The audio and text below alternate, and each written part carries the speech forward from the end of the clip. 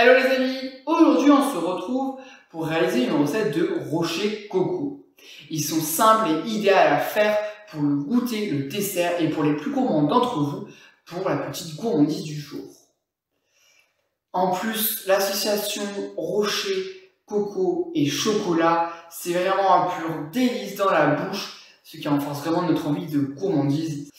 Alors qu'attendons-nous pour nous lancer dans cette recette? Tout simplement.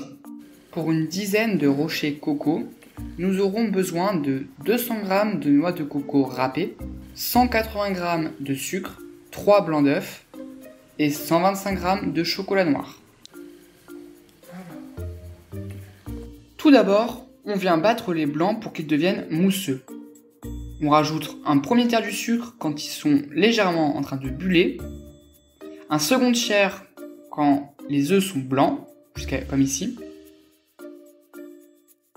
et le troisième tiers quand on a atteint le bec d'oiseau.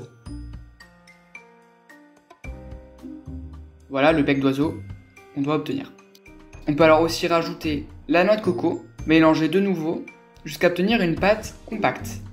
Pour cela, il faut bien écraser les blancs montés en neige pour les faire retomber. C'est le même principe que les macarons. On peut venir alors former à l'aide de nos mains les rochers coco avant de les mettre à cuire sur un four préchauffé à 200 degrés pendant 12 minutes. À leur sortie, ils seront assez mous.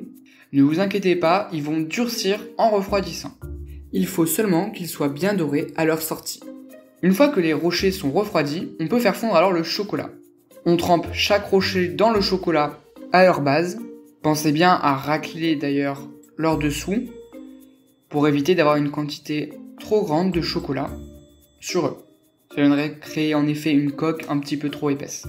On les laisse de nouveau refroidir avant de les retourner, de les placer sur une grille et ensuite, à l'aide d'une cuillère, faire des rayures de chocolat sur le dessus.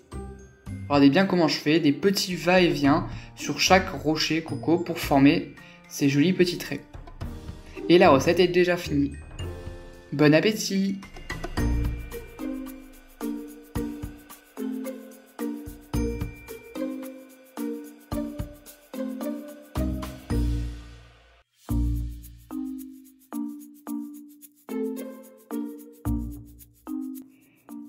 Et si cette vidéo t'a plu, n'hésite pas alors à t'abonner à mon compte Instagram, à liker la vidéo et à t'abonner à ma chaîne YouTube en activant la petite cloche.